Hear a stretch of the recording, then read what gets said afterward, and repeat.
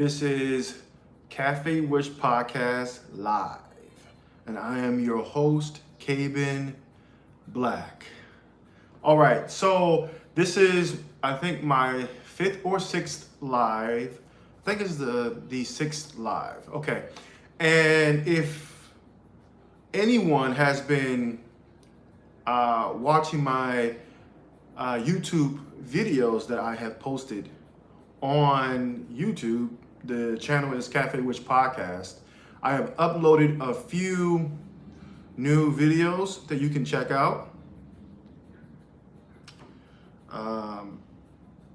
Really, I've been focusing on CWP, which is Café Wish Podcast, just the abbreviation. CWP in the classroom, whiteness in film. So I have uploaded those parts 1, 2, 3, 4, 5. Let's see. Let me scroll back up. Let's see how many. Okay, so I uploaded 5 parts of CWP in the classroom. So in the classroom, whiteness in film, there's the first parts, like 1 through 7 parts are actually going to be the first episode, right? And then the second episode is going to be broken up between part 8 to part 14. So that's just to kind of give you a reference point, if you will, on what to expect for the next few uploads. I decided to make some changes. I want to get more structured in my uploading because I want to make sure that my audience, you guys, get the content at the best times. So I'm on a scheduling program now, starting today. So my first schedule day to actually upload or post is going to be Wednesday, Thursday, and Friday. I'm not going to post on Saturday, Sunday, Monday, or Tuesday. So as I was doing my research on the best peak times or the best strategic times to actually post my material that you guys are going to watch or catch, whether you're at work, whether you are reclining, relaxing, the best times to post, according to the research I did on social media, is Thursday, Friday, Saturday, and Sunday. But because of the way my schedule works, I'm going to only post on Wednesday, Thursday, and Friday. The times I'm going to post are between 10 a.m. and 1 p.m. And then for my shorts, for my regular uploads, for my parts of my episodes that I'm going to upload for Café Wish Podcast, once again, Wednesday, Thursday, and Friday, between 10 a.m. and 1 p.m. Okay, today I want to focus on kind of going over the material, not kind of, but go over the material that I have addressed in my videos, in my parts. If you see on the YouTube channel here, whiteness in film. So whiteness in film is important for me to go over because we live in a world that a lot of the film, and maybe you guys can relate, a lot of the films are focused on light, bright. Hopefully this is not offensive to you, but I'm an American, and this is how Americans say it, especially Black African Americans say it. In film, there are actors and characters that are light, bright, almost white looking, closely or closer aligned to the white phenotypes. That's what's commonly seen in most movies. And maybe you guys may agree or disagree. That's totally fine. I'm looking at this objectively though. So from an objective standpoint, what I see, hello, Milan Garcia, B2R. What's going on? Hi. Hello, everyone, once again. Welcome to Café Wish Podcast. This is Kevin Black, your host. And I'm going over a class that I'm doing right now, Whiteness in Film. So when looking at movies, whether you're in the West or in the East, right? Most of the movies that you're going to see predominantly from a Western perspective, Hollywood, or Eastern perspective, that's Bollywood, or in the Philippines, Bigfoot, or in China, or in Africa, certain places, certain countries in the motherland of Africa are going to showcase characters that are sometimes light, bright, almost white. Now, that expression of light, bright, almost white is an American, Black American vernacular to describe what we see and how we understand what we're looking at in film.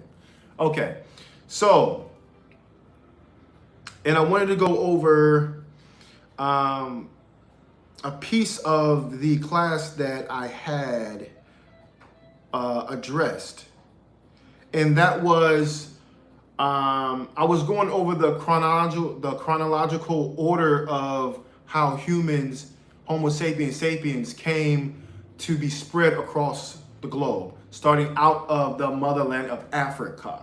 Now, there's a theory that I am basing this off on, and it's out of the motherland of Africa. Excuse me, got a frog in my throat.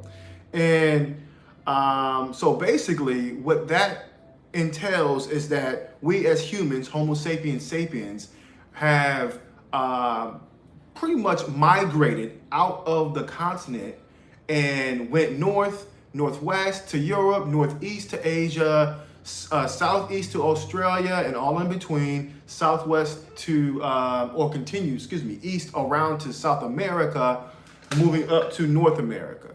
So that's pretty much how we got around or migrated in our earlier years, right? Or earlier stages of social evolution or our evolution developing civilization. Now, a lot of people may agree with that theory or disagree with that theory. I'm looking at this once again objectively.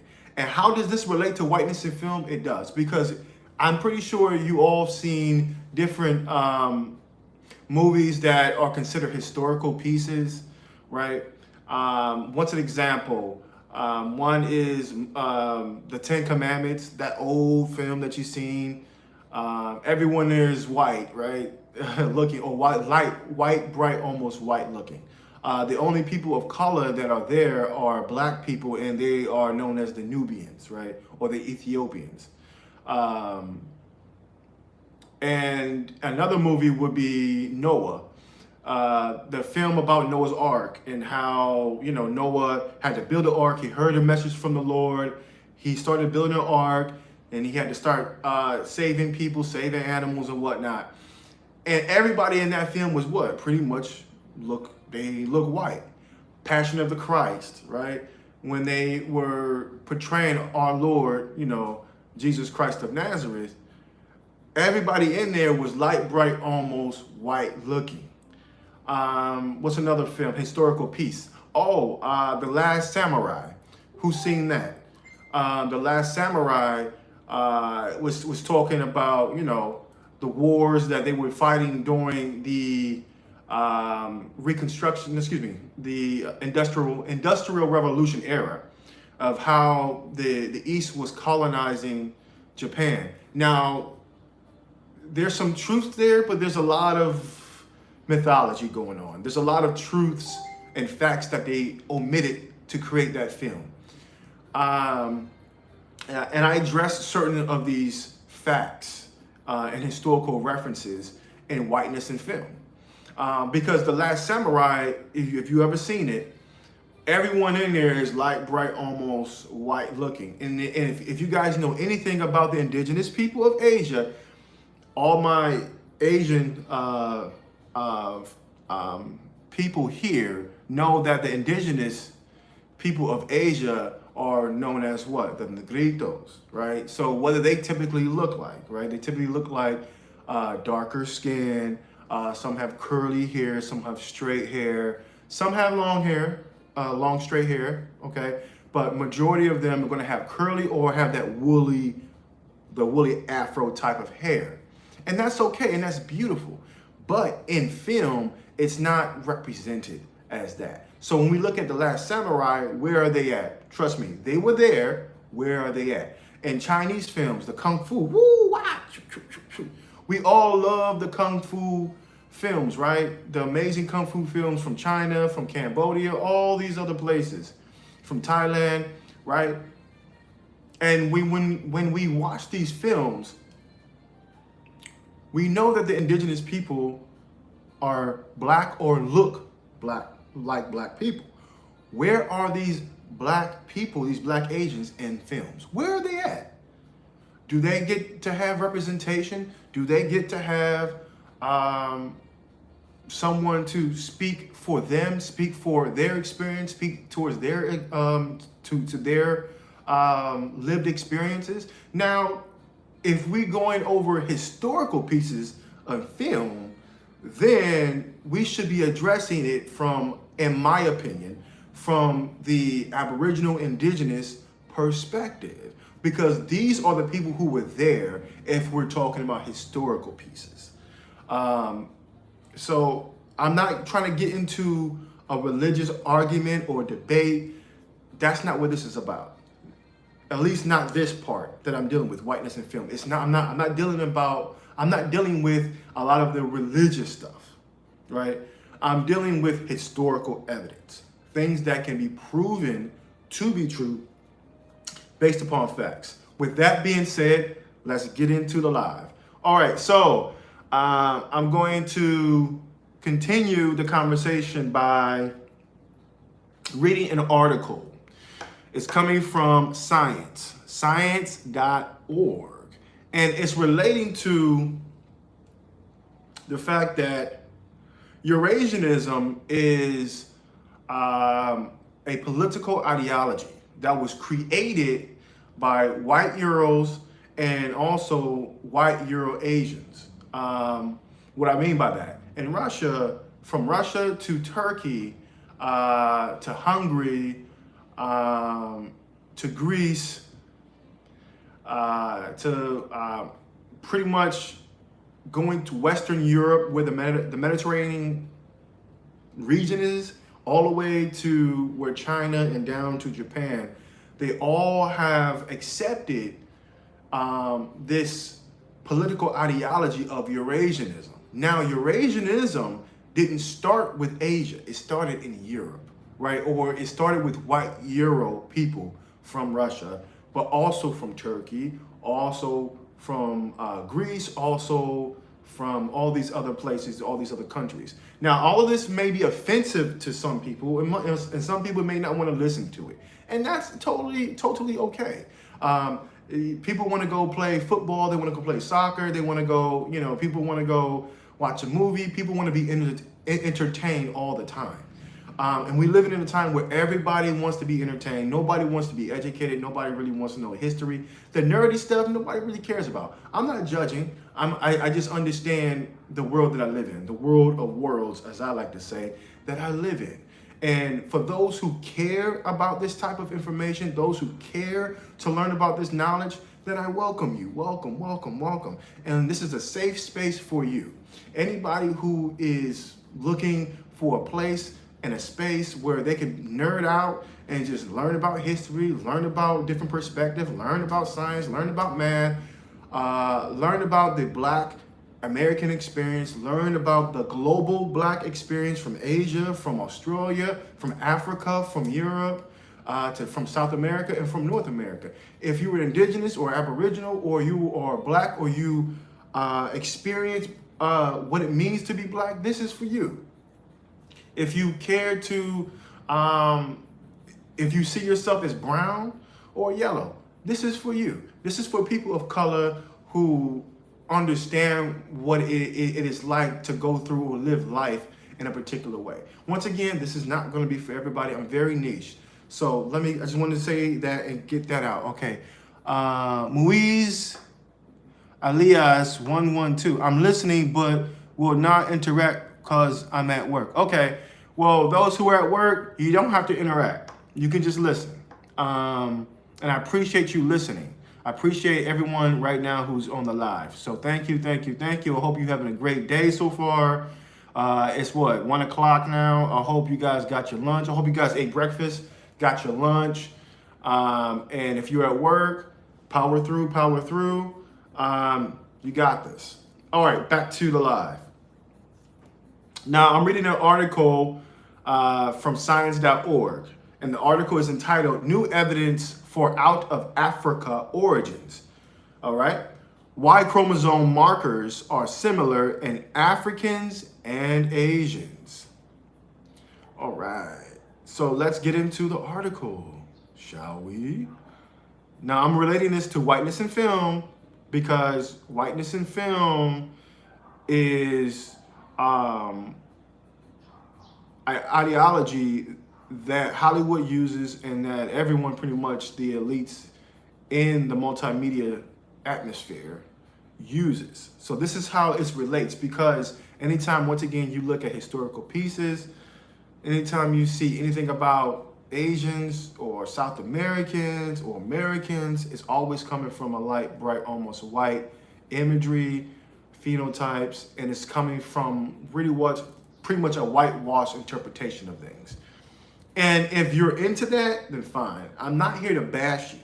If you're into all that, then fine, do you. But this is for those who have an open mind, who can expand their imagination, and who wants to talk about these things, because these things are not talked about. But this article expands on how African and Asians are genetically related, and how Asians come from Africa, and how we all come from Africa, and how all the indigenous people are technically black. And if that's offensive to you, or if that offends your politics, if that offends your religion, I'm glad you're offended, because maybe it's something that you need to think about. Maybe it's something that you need to be frustrated about and wrestle with. Okay. Now, mind you, I'm connecting this article to the movies, what you see, to historical pieces, to religious pieces, to all pieces that deal with phenotypes and how people are represented, okay? So, this article, once again, is dealing with out of Africa theory, all right? Continuing, one of the biggest battles in human anthropology rages over whether modern humans descended from relatively recent immigrants from Africa or from several populations of early hominids. Now, hominids are like humanoids, including Neanderthals. Now, a study of characteristic DNA sequences called markers in the Y chromosome adds support to the out of Africa hypothesis. It's a theory, it's not a hypothesis. Okay. When scientists sequenced DNA from the mitochondria, the powerhouse of the cell, of a Neanderthal 4 years ago, they found that it was very different from that in living humans. The implication, we did not inherit mitochondrial DNA, mtDNA, from Neanderthals, but from ancestors who swept out of Africa in the past 200,000 years and replaced all indigenous people. What it means by indigenous people is talking about the hominids. It's not talking about Homo sapiens sapiens. It's not talking about us. So when it says the indigenous people, they're not referring to Homo sapiens sapiens. They're not referring to us, our species. They're referring to the other hominids, okay? All right. In the past 200,000 years, and replaced all indigenous people they encountered. That's from Science Now. The source is from July 10th, 1997. But the backers of a descendant view, which holds that living humans are descended from several indigenous populations of the old world, did not give up the fight. A recent analysis of fossils, they argue, shows that an archaic Homo erectus from Java shared key features with living Asians and early modern humans in Australia. They concluded that Asian H. Homo erectus had passed on some of its DNA to modern Australians and Asians. That's from Science, January 12, 2001, page 293, if you want to go check that out. Now geneticists are storming this stronghold of multi-regional evolution as well. So they're focusing on that. As reported in this week's issue of Science, a team led by, hold on, where was I at? As reported in this week's issue of Science, a team led by human population geneticist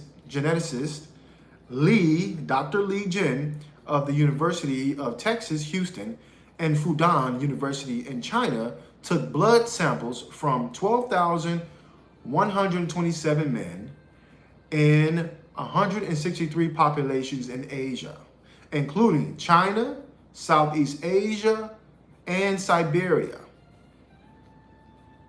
They found that everyone had inherited one of three markers, including that their Y chromosome could be traced to forefathers who lived in Africa in the past 35,000 to 89,000 years.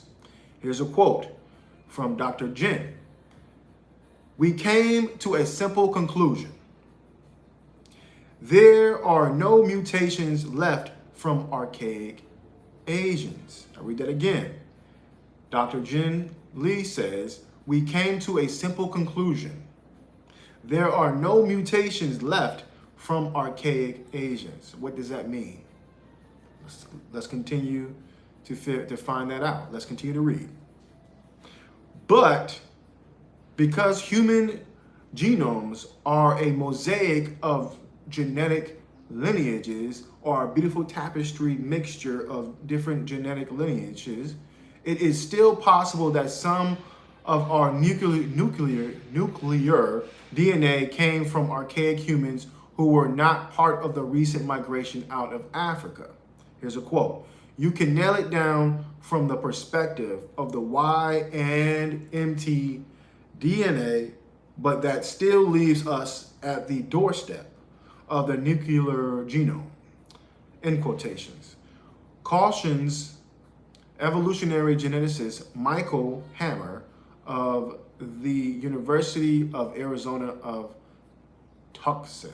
So what is this article talking about? This article is saying that 1/3 of the human population can trace their lineages directly back to Africa.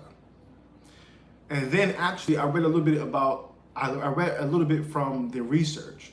And the research says that 1 out of 5 Asians, or Chinese Asians, I should say, are African or African descent. Now, there's a lot of more research out of Africa theory holds that all populations migrated out of the motherland of Africa, which holds to be true. And what this research is saying, that the Y chromosome, which is the paternal, not the maternal, the mitochondria is from the mother. The Y chromosome is from the father. So they found that majority of the people have the mitochondria, the woman chromosome, or the woman cell from Africa. Majority of us have that. So literally above 90% of the people on the planet right now have that. So that ties them to Africa. But only 1/3 have the Y chromosome. Why is that important? That's important because the ratio matters. 1 out of 3 to 1 out of 5, which means majority of, if not all, up to 90% of people on the planet can trace back their lineage back to one family or one group of families from Africa. That's what it's saying. So the other parts that they're not addressing, that Dr. Michael Hammer, geneticist Michael Hammer of the University of Arizona and Tucson, what he's cautioning is that we still don't know everything yet. But from what we do know, majority of all human populations came out of Africa. Now, there are some people who resist this. Why do they resist this? I don't know, other than based upon my speculation. My speculation is that because they're anti-Black. And for those who don't know about the science that was used during the 19th century, Darwin's classification of the races, his social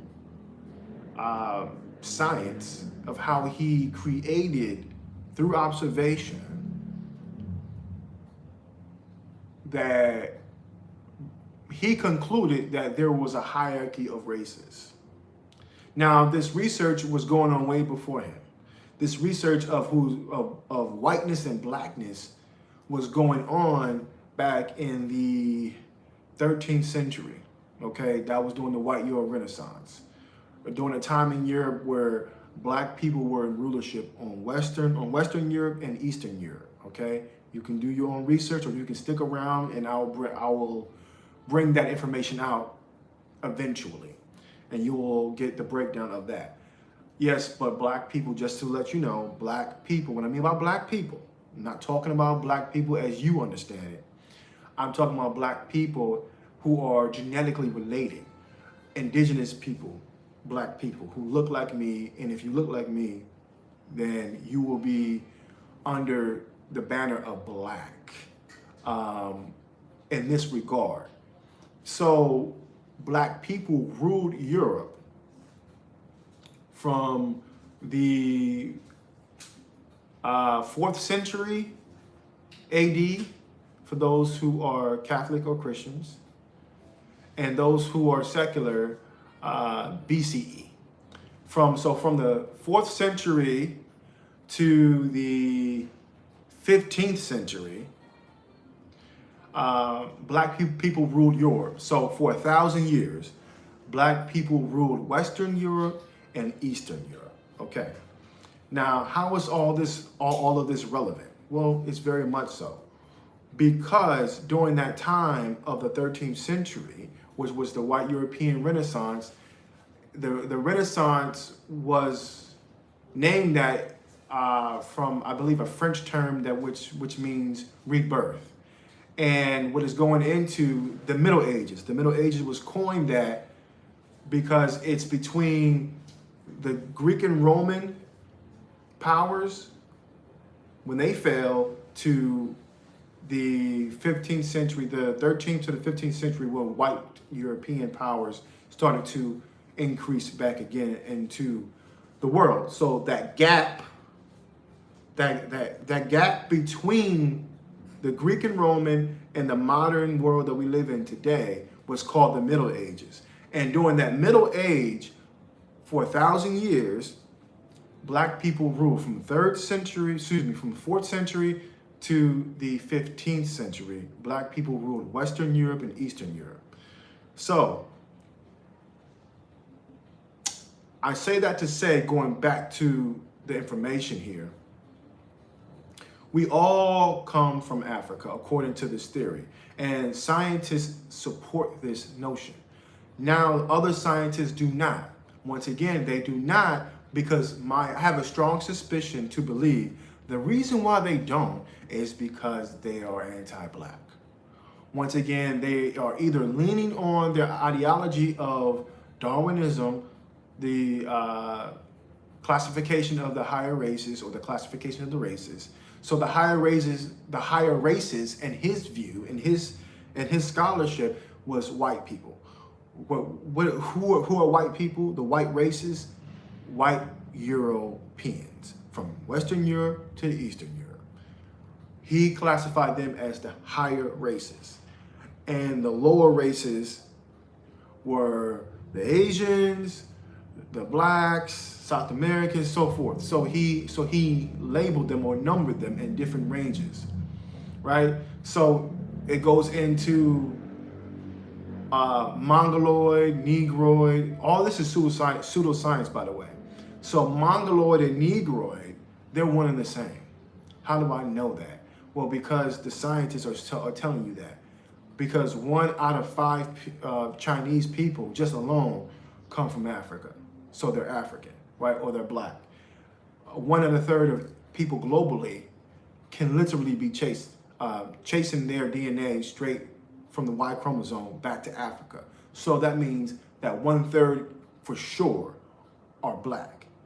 So the rest of it, once again, the rest of the parts that are like the 1/3, the 3rd part, or 1 out of 5, the 5th part, because it says in this article that there is a mosaic overlapping of lineages. So certain lineages, it's hard to tell where they come from an origin. So out of all the people that they tested, it's hard to tell.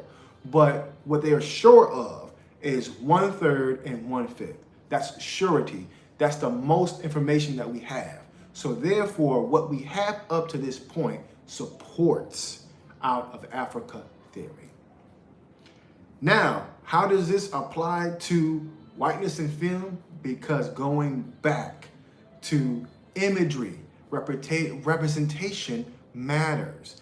And if you go over if you look at the parts in YouTube that I have, I go over what's anti-black, what's pro-black. I go over all these things because it's important for people to know, for my audience to know, to be informed on what these things are. Why? Because we live in a world that's anti-black. You can agree with me, you can disagree with me. Wherever you stand is where you stand. But I stand on facts. Not just my opinion alone, but facts which can be proven to be true, demonstrable, which can be proven to be true. Facts leads the truths. Truth points to our reality. Reality shapes or informs of how we see our world. And from there, we make up whatever we want from there. But that's how it should be, and that's how it's done. That's what science should point to.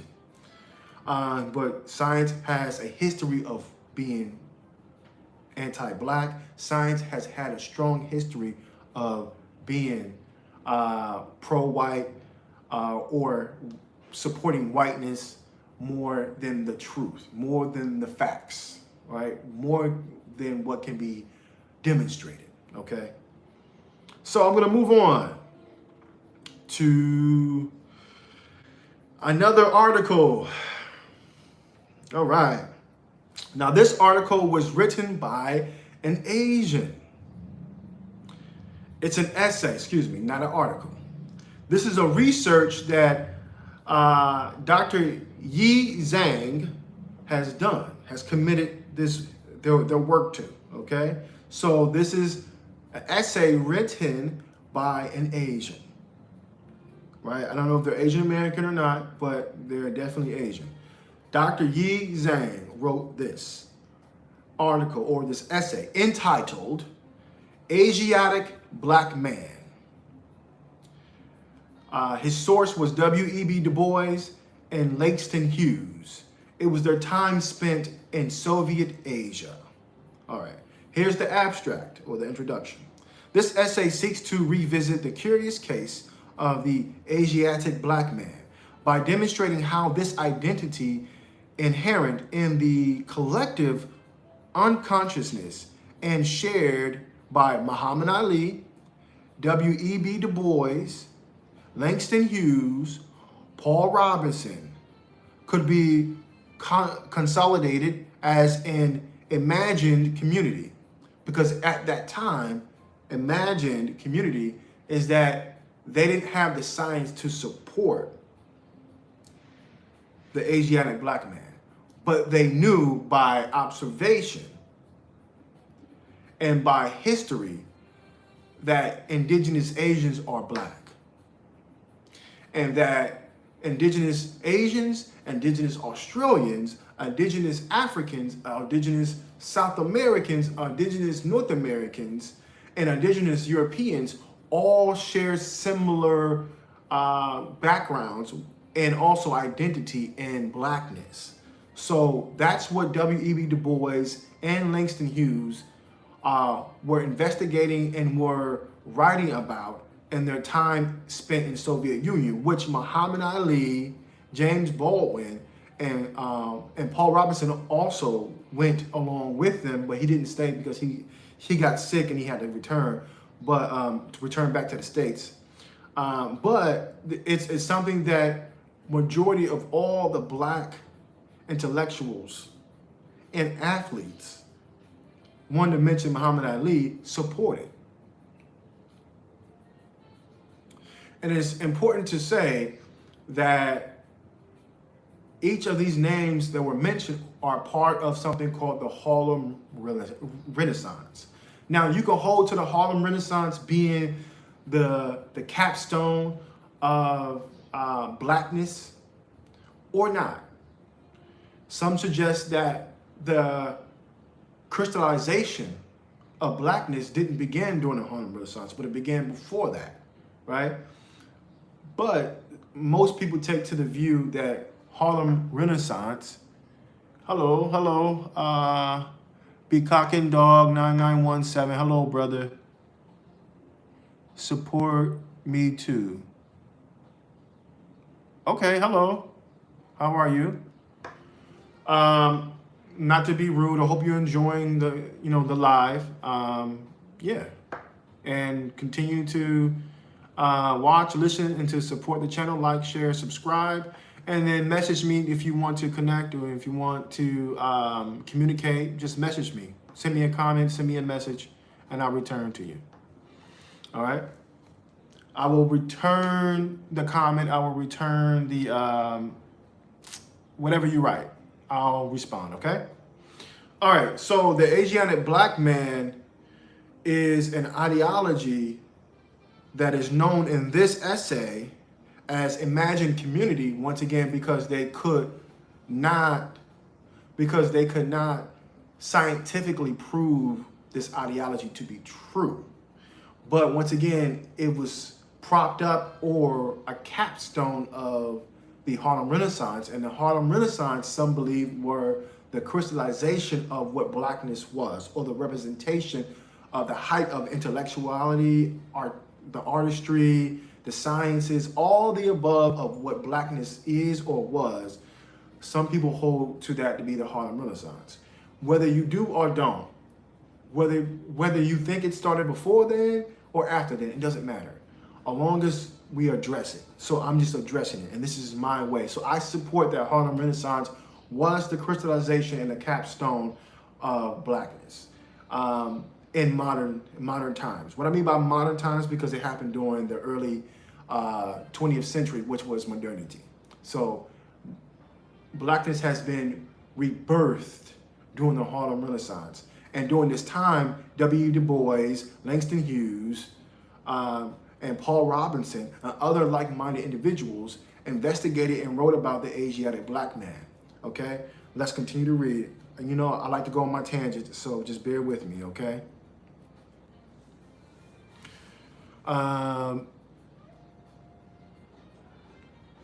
Bakak, a dog 9917. Hopefully I'm saying your name right. Please just send me a message, just through comment on here or comment on one of my videos. Let me know who you are, and if you want to connect that way, I will do that. I have no problem doing that. I hope you're enjoying the show so far, this live. All right. So back to the essay. The essay proposes Afro-American Eurasianism as a transcontinental approach to converge the transnational, transatlantic, and transpacific perspectives in the Eurasian landmass, wherein the consulates of the Soviet approaching ambition of becoming the only world power, as well as various themes that connected the micro narrative of African Americans with the big history of Asia, rendered Eurasianism as a shared political ideology to be exploited by each side as a grand strategy in ending global racial politics. So, what is the purpose of the Asiatic black man? Is to bring all indigenous people under one roof, which is one belief system, one ideology of knowing who we are. Now, it's the ideology because they didn't have the science, once again, to support it. Now we do. So, this attempt of Afro-American Eurasianism was to go against white Eurasianism and to dismantle racial politics. That was one of its goals. To do, if you don't get anything else out of this, Asiatic black man and Afro-American Eurasianism that was created and conducted by W.E.B. Du Bois, Langston Hughes, Paul Robeson, and the other intellectuals was to dismantle or to deconstruct and destroy racial politics. There's reasons for it. It's obvious for me. It may not be obvious for you, but maybe the answer will come out over time if you keep on staying tuned in.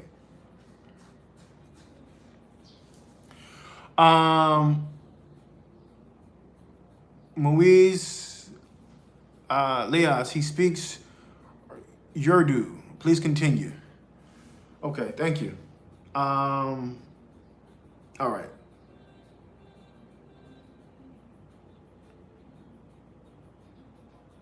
I'll read it again. So this essay proposes Afro-American Eurasianism as a transcontinental approach to converge the transnational, transatlantic, and trans-Pacific perspectives in the Eurasian landmass, wherein the consulates of the Soviet overarching ambition of becoming the only world power, as well as various themes that connected the micro narrative of African Americans, be exploited by each side as a grand strategy in ending global racial politics.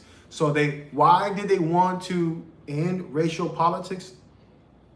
I addressed the question earlier, just a moment ago. Why? It's because the exploitation of indigenous people globally on each side, from the west side to the east side, from the global north to the global south. Wherever indigenous black people were, they were being exploited. So as a response to white Eurasianism, and as a caveat to destroy or to dismantle racial politics, meant that they had to combat and destroy the ideology through this ideology of Asiatic black man, because white Eurasianism was exploiting all black people groups. And I'm not saying they're black people groups. This is what this article is saying. That this ideology is saying that all indigenous people are black people groups, the Asiatic black man. Okay. By positioning the twin cases of Du Bois and Hughes, this paper aims to show how the Soviet Union's divergent endeavors of the World Revolution with Hungary, remember I mentioned Hungary, and China, I mentioned China, as their primary targets for exporting revolutions in order to control the Eurasian heartland and socialism in one country, with Uzbekistan and Turkey, which I mentioned Turkey, as the in the making products of the Soviet nation building experiments so as to convey the raceless image of villages through Central Asia window to the world could draw them away from their initial embrace of black nationalism and shape their racial thoughts toward the Soviet cause. So, what was white European and white Euro-Asians focused on? They were focused on moving their people from a black nationalism to a white nationalism. Let me read it again. If you think I'm making it up, here it is right here. By positioning the twin cases of Du Bois and Hughes, this paper aims to show how Soviet Union's divergent endeavors of the world revolution, with Hungary and China as their primary targets for exploiting revolutions in order to control the Eurasian heartland and socialism in one country, with Uzbekistan and Turkey as the end-making products of the Soviet nation-building experiments so as to convey the raceless image of villages through Central Asia's window to the world, could draw them away from their initial embrace of black nationalism and shape their radical thoughts toward the Soviet cause.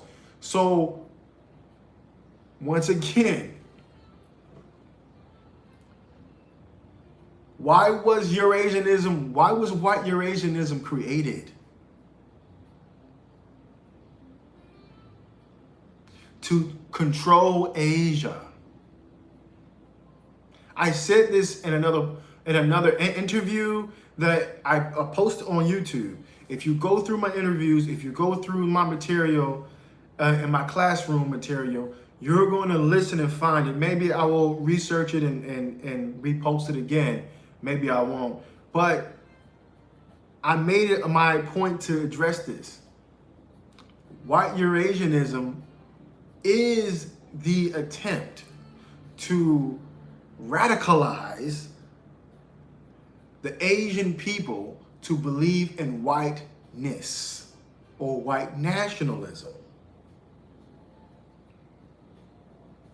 This happened during the late 19th century, early 20th century. So if you need a point of reference, that happened during the time of the Civil War. From the Civil War to World War I.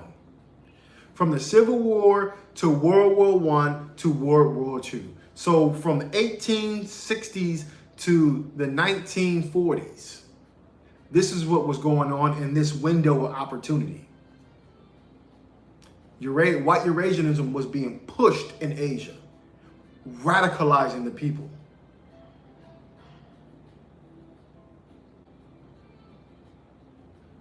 Why were they radicalizing the people? Because everyone meaning as people in Asia, were slaves. They were in the slavery. Yes, white European peoples had Asians in captivity, had Asians in slavery. Yes. So white Europeans had pretty much the whole globe, other than Europe. Every continent had slavery on it, had white European slavery. Meaning white European people were going to these continents and these countries and these villages and these tribes and putting these people into slavery, into captivity. Some of them went on chains and on ships. Some of them stayed right in the land and was on chains and had to work the farms, the plantations. They weren't viewed as human either. This is not talked about, but this is what happened. So what happened after certain Asians or after Asian countries start to get their independence from white Euro countries, enslaving them, and also get their independence from white European colonization, What rolled right in afterwards? What rolled right in? What came right after that? What wave came right after that? Human zoos came right after that, and white Eurasianism came right after. And this essay by Dr. Yi Zhang is showing the purpose for white Eurasianism was to keep control over Asia politically and through their economics, capitalism. By how exploiting the people there and radicalizing them, because they already had a black nationalism. According to this essay, what Dr. Yi Zhang is saying,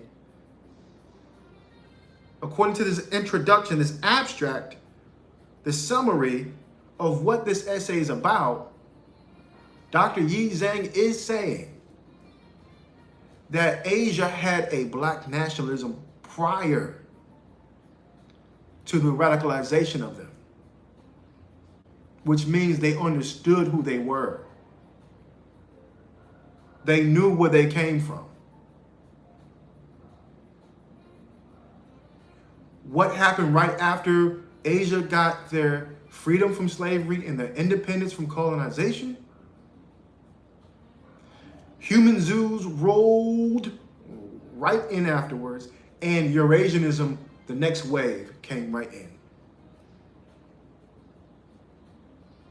and radicalized the people. I keep on repeating myself here again and again because I want to drive this home to you. The reason what you think the way you think now is not because my mom and grandpapa believe this and that. No, how did they come to believe what they believe? And this is something, some people may find this offensive. Before I'm about to say what I'm about to say, please like, share, and subscribe, okay? Don't be afraid. I'm not the boogeyman. Woo, just press the like, share, and subscribe button, okay? And join the team here. And this is a free, safe space for you to be a free thinker, to expand your imagination, and to voice your opinions. In the comments, voice your opinion. If you want to connect with me, do so in the comments, talk about it, write whatever, and I'll connect and I'll get back with you at my earliest convenience. Now, back to the live. And I thank you, by the way, for watching. And if you're watching this on the replay, thank you. Thank you. Like, share, subscribe. Okay.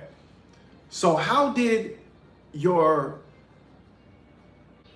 great-grandparents, your great-great-grandparents, your great-grandparents, your grandparents, and your parents come to know what they know today? Because they were radicalized during the late 19th century, the late 1800s. Because your ancestors were radicalized during the late 19th century, late 1800s, all the way to the early 20th century. So between wars, between the Civil War, World War I, and World War II, Asia was being radicalized.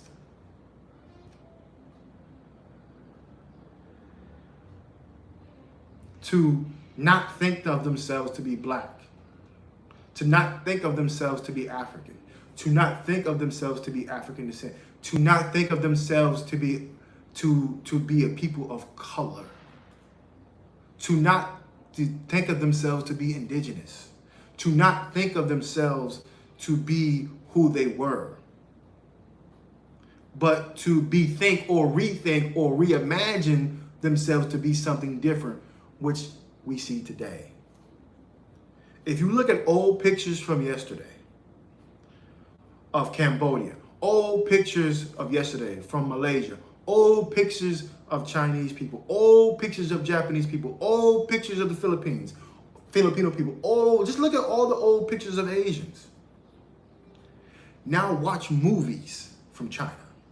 Now watch movies from Cambodia. Now watch movies from the Philippines. Now watch movies from Thailand. Now watch movies from Indonesia. That's whiteness in film. That started over 2 centuries ago. The late 19th century. We're in the 21st century. The contemporary world of worlds. Okay. I have a speech impediment, so just please bear with me. I'm working through it. World of worlds. Okay? We're in the contemporary time when Asians were radicalized to believe in whiteness. That was during the 19th century. Like I said, I repeat myself because I want to bring it home to you. I want you guys kind of get it. Why do you skin bleach? Why do all the movies that you see have light, bright, almost white-looking Asians? Why? It's not an accident. It's not because you woke up thinking this way. It's because you were conditioned to think this way. You were radicalized to think this way. According to what Dr. Yi Zhang is saying. I'll read it one more time. By positioning the twin cases of Du Bois and Hughes, this paper aims to show how the Soviet Union's divergent endeavors of the world revolution, this was a revolution that they were working on, with Hungary and China as the primary suspects. So Hungary is Eastern, so this would be your East. So this would be East. From Hungary is Eastern European. China is East Asia. So from Eastern European to East Asia as the primary suspects, the primary target, not suspects, the primary target of radicalization and all in between. By positioning the twin cases of Du Bois and Hughes, this paper aims to show how the Soviet Union's divergent endeavors of the world revolution, this is what it was called, with Hungary and China as their primary targets for exporting revolutions in order to control the Eurasian heartland. So they created a mythology, an ideology. They created these things. Who created it? The aliens didn't come down and create them. Who created this? White European powers. White European people and white European descendants created white Eurasianism as their main targets, Hungary and China, and all in between. Hungary and China, and all in between. And they use Hungary and China to diffuse the revolutions, meaning as what revolution? White Eurasianism or whiteness, to diffuse whiteness all over the continent, in between Europe and Asia, to create a Eurasian concept, to create a Eurasian mythology, to create a Eurasian idolatry. Yeah, it is idolatry. To create a Eurasian ideology, to create a Eurasian belief system, to create a Eurasian politic, to create and enforce and spread and diffuse a Eurasian faith, practice, through diffusing, through eugenics, the roots in all institutions, from Hungary to China. That includes Turkey too. That includes Greece is in that, even though Greece is further west, but Greece is in that. The Mediterranean, when they say Hungary, you got to think regionally. Hungary is where Turkey is. Greece is not too far. It's talking about region. Okay, here we go. Moise Elise 112. Eurasian were created by people. It's not because of colonization, but I believe it was planned. Okay, thank you for giving me your opinion on that. But let's see what it says here. According to Dr. Yi Zhang, by positioning the twin cases of Du Bois and Hughes, this paper aims to reveal how the Soviet Union's divergent endeavors of the world revolution, that's what it was called, with Hungary and China as the primary targets for exporting. What does exporting mean? Shipping out, to diffuse, to carry out, exporting revolutions. What are the revolutions? The world revolutions. When it says revolutions, Hungary created their version of Eurasianism, China created their own version of Eurasianism. And each country in all in between created their own version, but there was a stake. Yes, people, okay. Your comment, Moise, is very important for me to say this. Eurasianism was created by people, yes. But what type of people? Were people in slavery? Yes. But what type of people were enslaved? That matters. Right? Put it like this.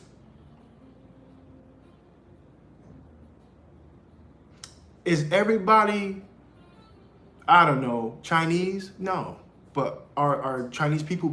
Yes. But can everybody say they're Chinese? No. Can everybody say that they're American? No. Can I say I'm American? Yes. Am I a person? Yes. Do I come from a people? Yes. Do you come from a people? Yes. We all are humans. We all are people. Yes. But it takes specificity. You need specifics.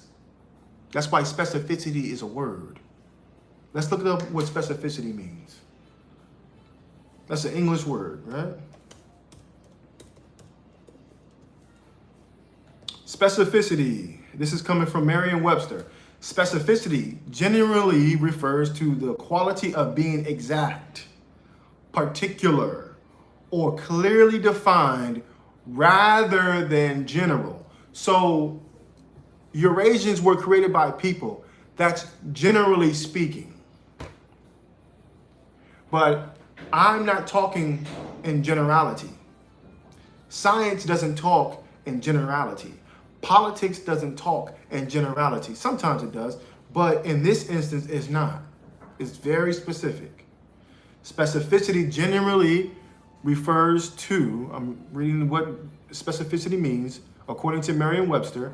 Specificity generally refers to the quality of being exact, particular, or clearly defined, rather on the opposite end of general or generality.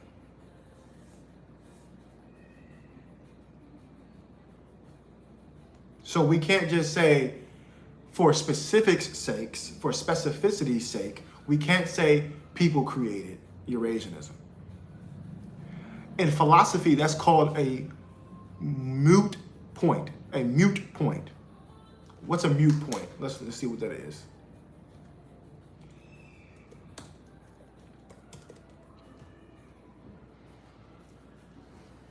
A moot point.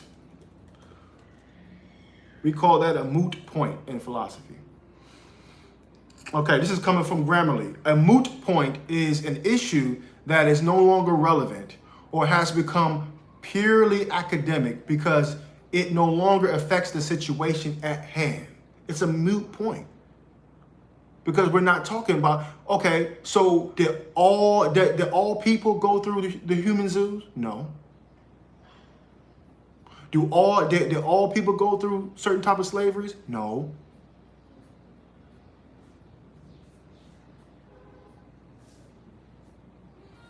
Did everybody go through the transatlantic slave trade? No. Did people go through the transatlantic slave trade? Yes. Let's do another one. Did everybody go through trans-Saharan slave trade? No. Did people go through Atlantic slave trade, yes. But if I just leave it at people that did, okay, let's do another one. Last one. The Silk Road slave trade. Did everybody go through the Silk Road slave trade? No.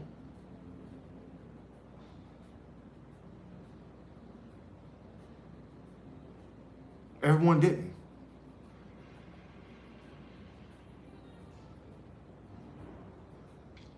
Did people go through the Silk Road slave trade? Yes. Saying people, and I'm not making this about you, Moise. I'm not making this about you. I'm using the comment because there's other people who think this way. So I'm not making you a bad guy. You know I respect you. You know I ain't got nothing but love for you. All right? So this is not about you.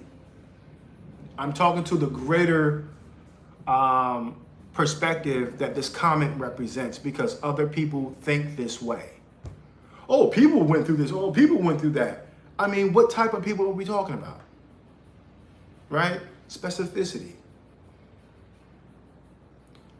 Moot point. It's irrelevant to say people. And if you do say people, you got to say what type of persons. Okay. All right. So I'm going to move on from there.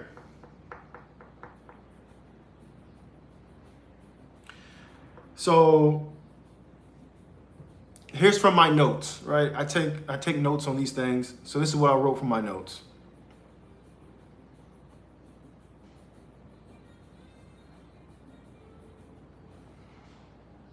Eurasianism, speaking of white Eurasianism, is white Euro strategy to control Asia or to have control over Asia.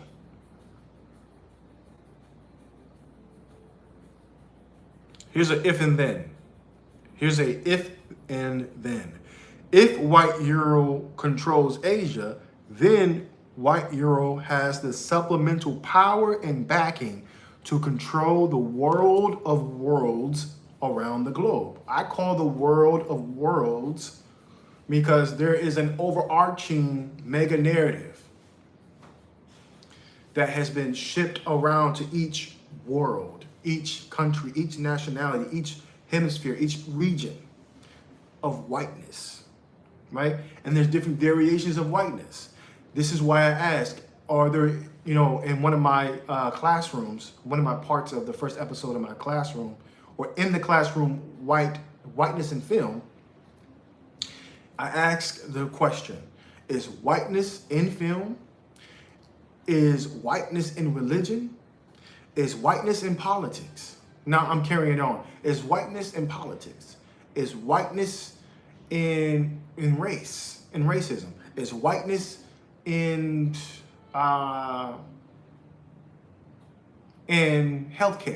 Is whiteness in education? Is whiteness in eugenics? Is whiteness in nationalism? Is there whiteness in education?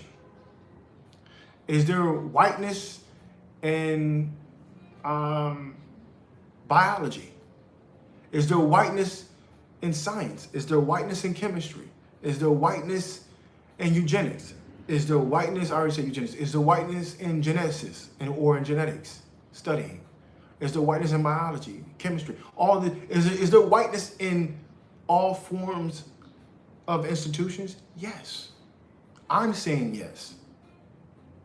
But if you carefully watch, you understand that why I'm saying yes.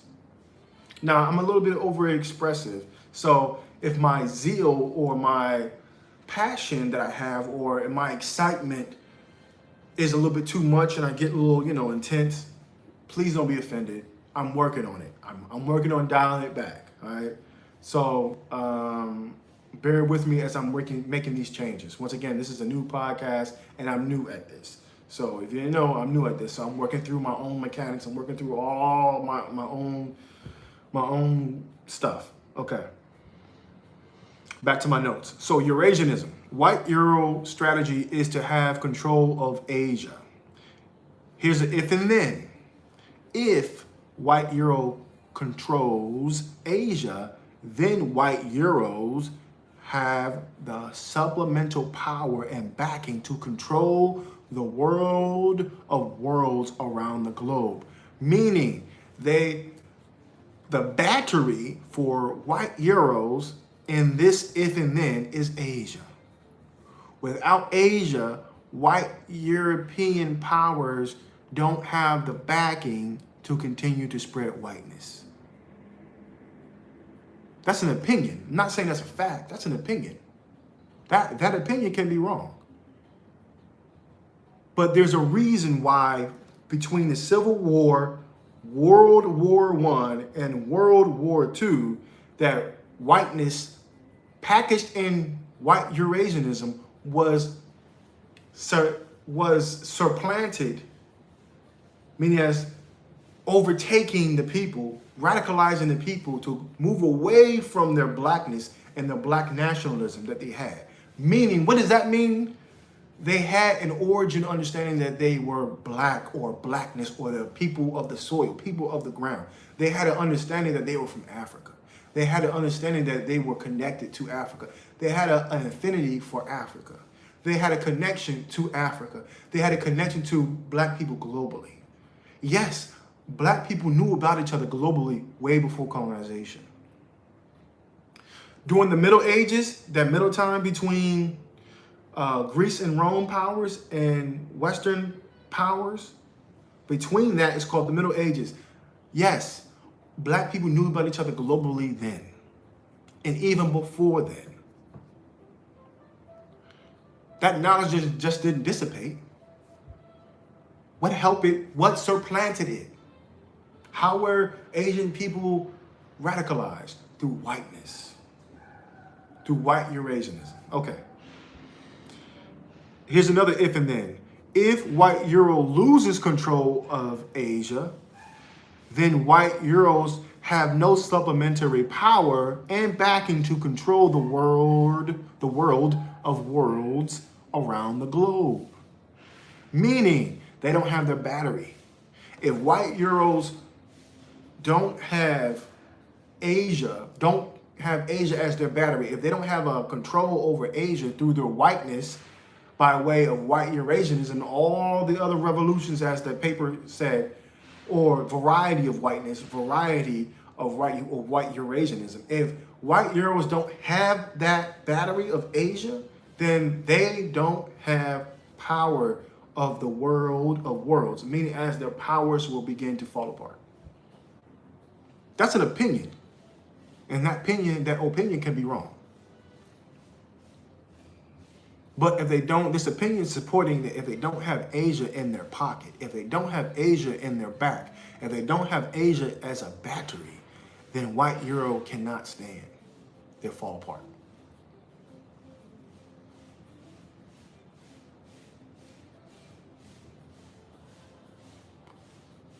The people think it's Europe. No, it's Asia. They think the power is in Europe. No, it's in Asia. That's the battery.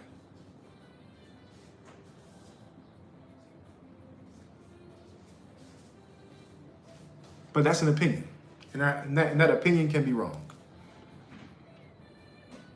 But in accordance to the article, the attempt of the Asiatic black man, the attempt of the ideology of Afro-American Eurasianism was to combat whiteness in the form of white Eurasianism in an attempt to stop the exploitation of the black races or the black people groups or the indigenous people, however you want to say it. That's the ideology behind that. Okay? All right. And so that's pretty much it on that. I think I'm going to move forward on talking about something else. I'm about to close out this live because I'm already past my hour mark here. And typically I don't want to go over an hour, but an hour and a half possibly is okay. But I'm trying to master just reaching an hour mark. So this live, I went over the videos, the recent uploads of In the Classroom, the episode in parts, part 1 through 5 of In the Class, CWP, In the Classroom, Whiteness in Film. And I went over Out of Africa Theory in an article addressing that, about the Y chromosome, the paternal, and the mitochondria, the maternal, how up to 90% or over 90% of people, 1/3 and 1/5 of the people on the planet, can be proven to trace their lineage back to Africa, to one family or several family groups in Africa. Okay. Then I went over W.E.B. Du Bois and Langston Hughes and Paul Robinson's writings and understandings, which Muhammad Ali and James Baldwin also supported as well, about the Asiatic black man and how the Harlem Renaissance was one of the capstones to rebirth blackness into the consciousness of people, of who they are. And it's an ideology because at that time they couldn't prove what they were saying 100% to be true in science. But we can now, and scientists have confirmed that 1/3 of everyone on the planet has proven to be true, the Y paternal chromosome from an African man, right? Or several African men. And the 1 out of 5 mitochondria, right? Of the female chromosome. So a mother or several women, several mothers, or a father, several fathers. So what can be concluded so far from what I read, I could be wrong, but from what I conclude so far is that up to 90% of the world population can arguably trace their lineages back to one family group or several family groups in Africa. That's important because it shows you that we are more related than not. And the other percentages that cannot prove it, or the other parts that cannot be proven, is not because they can't prove it, it's because the mosaic of the lineages we don't have the technology as humans to break that down yet. But when we do, I'm pretty sure we'll have the answers that we want. So as the science continues to evolve and the geneticists continue to do what they do to bring out the research and information, I'm pretty sure the science is probably going to lean towards that out of Africa theory as 100%. That it may become law. So, and with W.E.B. Du Bois, we went over once again the Asiatic black man. That ideology was to support knowledge of self, the ways of knowing, the ways of being, knowing where we come from, and then to combat the Afro-American Eurasianism. Excuse me, the Afro-American Eurasianism was to combat the white Eurasianism. Okay, that was over Asia, because the Asian people believed in a black nationalism prior to, because they knew who they were, and they were radicalized to believe something else. And then in turn, there were several other events that have happened because of this radicalization, not just human zoos, but also what I will bring out later is the genocides that have happened to the indigenous Asians, black Asians, that have happened because as a result to the radicalization of these revolutions of the world revolution of white Euros, by way of creating white Eurasianism and spreading that revolution, that radicalization, that ideology, throughout Eastern Europe and Asia, creating a Eurasia ideology, mythology, all in attempts to control Asia as a battery, to be a battery, to support white Eurasianism or white Euros. That's once again, that last part, the latter part that I mentioned earlier in my notes is just an opinion. That opinion could be wrong, far as Asia being a battery for white Euros. So that could be totally wrong. That could be told, but it's an opinion. So that's all I got right now. I hope you walk away having some questions. I hope you walk away having some answers. I hope you walk away feeling like you want to do your own research and you want to learn more. I hope you walk away feeling happy, feeling good about yourself, hopefully. But either way, I'm working on building my brand and building up this podcast and my other social media. So thank you for your support. For those who are supporting me, continue to like, share, and subscribe, and join this group here. Free place, free space for free thinkers and those who want to expand their imaginations and be nerds. Nerd out with me. All right. Take care, everyone. Have a good morning, good afternoon, and a good evening. If you're at work, continue to have a great day at work. If you're eating your meal, you're eating your breakfast, lunch, or dinner, enjoy your meal. Whatever you're doing, I hope you're having a good time doing it. And always remember to be smart, be happy, be healthy. Take care, guys.